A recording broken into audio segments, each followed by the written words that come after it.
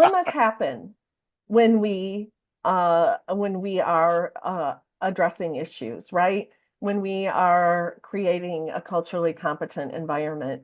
When there are different cultural values or agendas, dilemmas happen. And so I think it's really important not to shove those dilemmas or shove those issues under the rug, right? But to identify these dilemmas and deal with them appropriately, right? Solve these dilemmas in a way that is a win-win-win for everyone.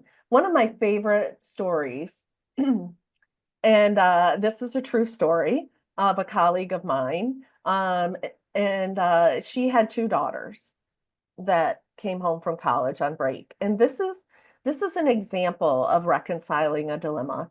They came home. My colleague had one orange in the fruit bowl.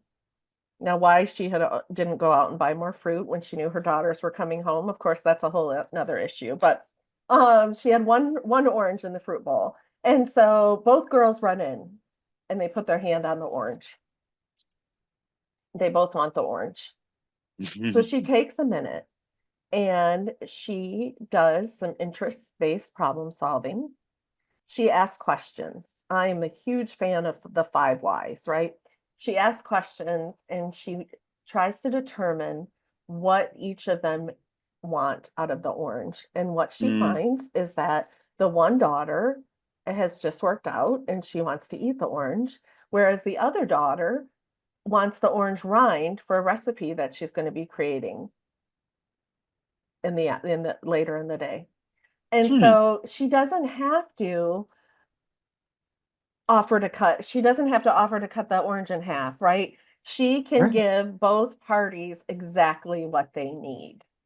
And I just love that as an example. It's an extremely simplified example of reconciling a dilemma, but it's not only a win for each of the girls, so it's a win-win. It's a win for, we'll say, the family or the community, right? It creates more peace in the environment. And I just love that as an example of what is reconciling a dilemma.